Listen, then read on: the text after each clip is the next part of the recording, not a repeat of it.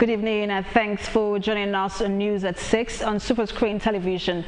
I am Precious Amayu. We begin now with a report from the presidency where the federal government says the Presidential Executive Order number 6 of 2018 will have immediate effect on 155 high-profile corruption cases involving over 595 billion naira.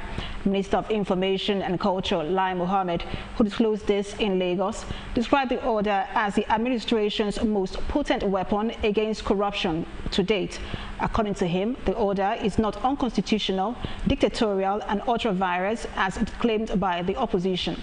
He also said President Buhari was not the first democratically elected president to issue executive order, adding that former President Shehu Shagari and Olusegun Obasanjo issued such orders. And now on the Abacha loot, a panel of the House of Representatives will question former Presidents Olusegun Obasanjo and Goodluck Jonathan over the recovery of money stolen by a former military head of state, late General Sani Abacha.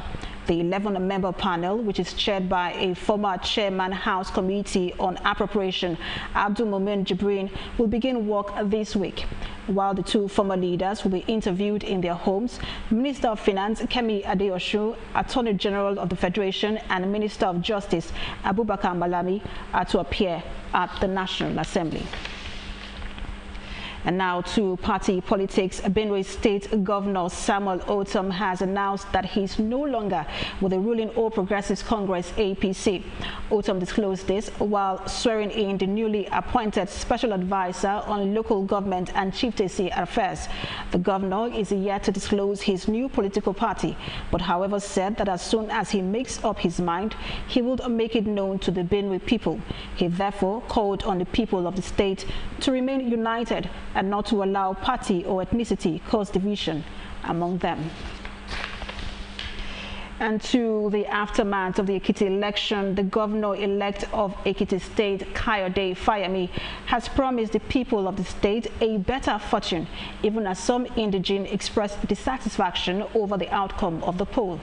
Fayemi, who disclosed this shortly after his announcement as a winner of the election, called for unity amongst the people, irrespective of party differences.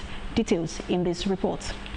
With the result of the governorship elections announced in Ekiti State, and candidate of the All Progressives Congress APC, Kayode Fayemi, declared winner of the polls, hundreds of supporters stormed the streets of Ekiti in celebration with the governor-elect, who rode in parade to the state secretariat of the APC.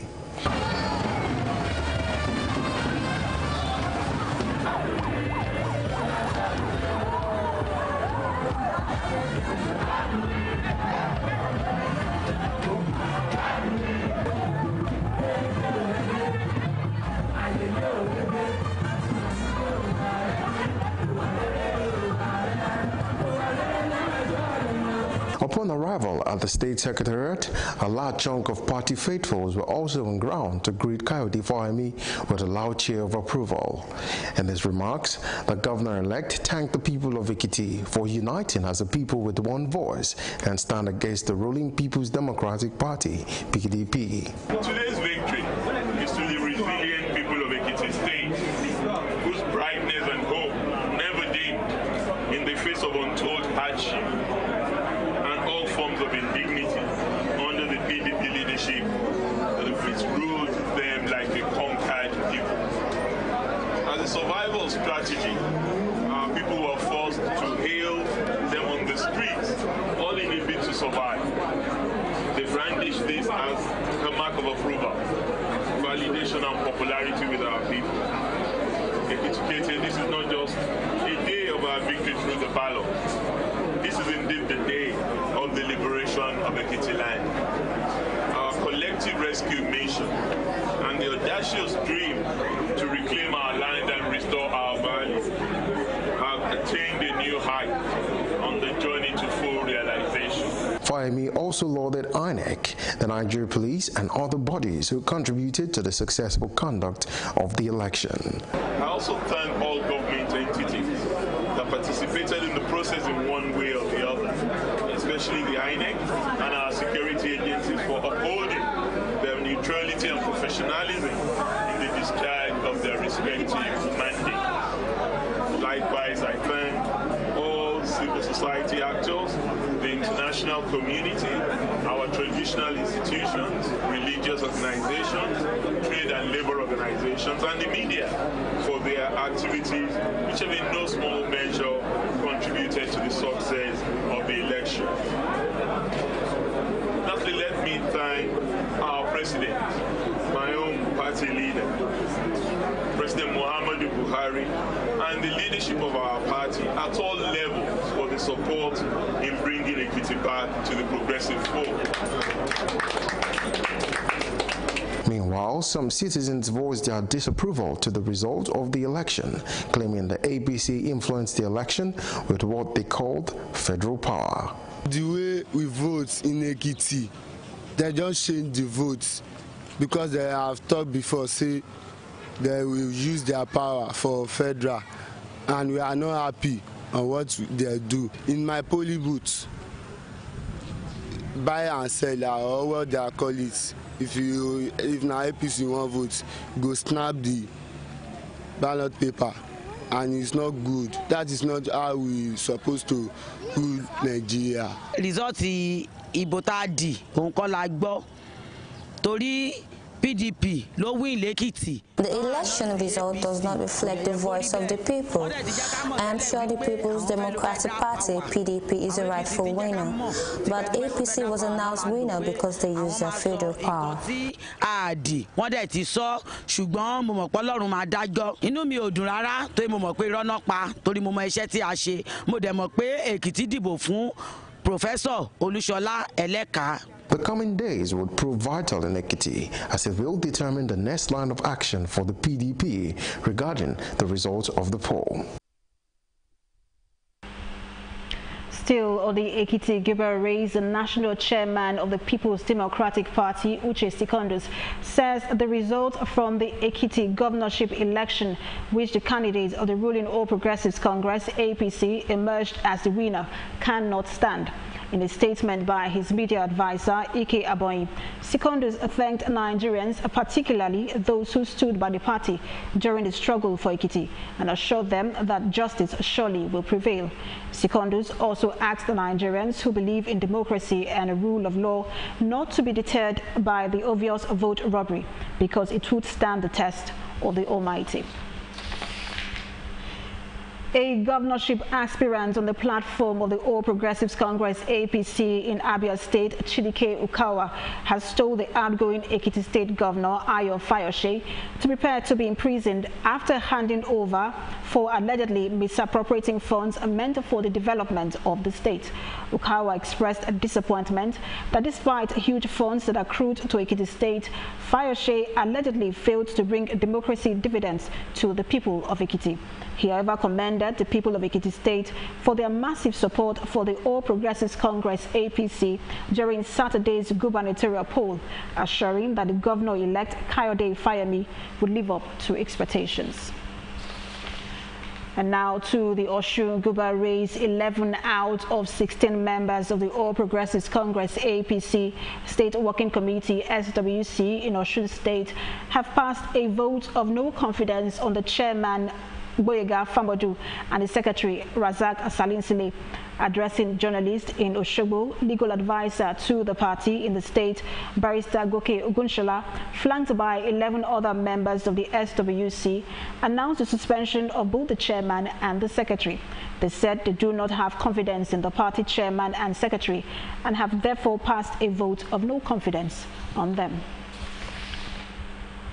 Still in Osun State, the All Progressives Grand Alliance ABGA Osun State chapter has adopted a veteran journalist Adetokunbo Oluwatoki as its governorship candidate for the September 22nd election. Oluwatoki, the sole aspirant for the party's governorship ticket, was adopted during the ABGA primaries in Osogbo, witnessed by officials of the Independent National Electoral Commission (INEC). In his acceptance speech, Oluwatoki thanked party members members for selecting him, adding that the decision was an indication that the party has no time for money-bag politics. In reaction, Oyo chairman of ABGA, Mike Angel Folorunsho, who represented the party's national chairman, described Oluwatoki as a vibrant individual with the needed charisma to lead the state. On now to matters of national security. Politician and human rights activist Osita Chukwu has advised the Nigerian Police Force (NPF) to be more proactive in its efforts to curb crime and criminality in the country. Chukwu, who disclosed this to Superscreen's correspondent in Lagos, said the force still has a long way to go in the area of intelligence gathering and patrol. Police is not only for crime. By the time you do something wrong that is not obtainable of the society, that's crime. That's crime. So you go to motor park, all the motor park in the whole Lagos state are chamber, Igbo chamber. All. When you talk, go there now and do mass arrest. You will even arrest a policeman. Our intelligence are not there working perfectly as they could, or as we feel that they could work. Either because they carry quite a number of them to place on one side, guiding one man.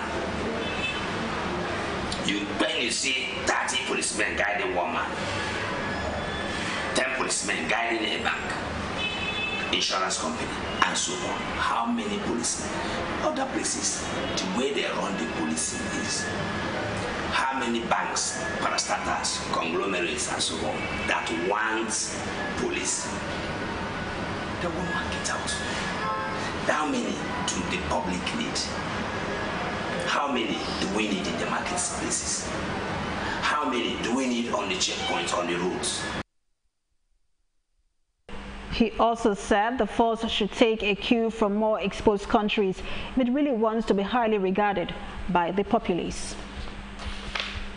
Still on national security, the Nigerian Army has denied reports that some soldiers and military vehicles are missing after a Boko Haram attack on the troops during an operation in Borno State.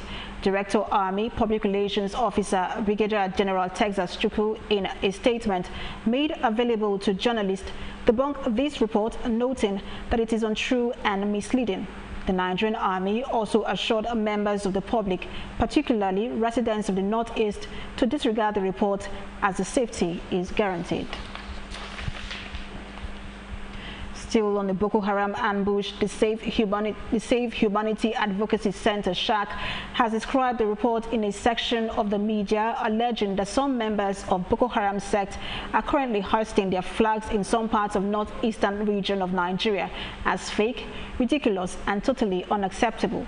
Director of Communications, SHAC, Lawrence Audu, who disclosed this in Abuja, said the false report is capable of putting the life of humanitarian workers in danger and thwarting efforts at relocating internally displaced persons back home. He therefore called on Nigerians and the international collaborators to disregard the stories being churned out by cyber thugs. The Nigerian military has won the war against terror, and no Jupiter can reverse the successes achieved, even if they are happy or not. We stand to be corrected by saying efforts are ongoing and credible humanitarian organizations have continued to work with the IDPs with a view of returning them back to their homes safely. At this juncture, distinguished ladies and gentlemen, we call on all Nigerians to verify the sources of their information before rebroadcasting, because statistics show that fake news and rumors have been largely responsible for the escalation of crises in most parts of the country. Nigerians must also be aware that one major component of terror is information flow. Terrorists like ISIS, Boko Haram, Al-Shabaab, IPOB, and the Islamic movement and their collaborators create dreadful images to instill fear followed by hate, which travels like wildfire. And of course, negative news appeal more to the human senses. They are shared without proper verification to its authenticity. We are calling on all Nigerians to desist from such.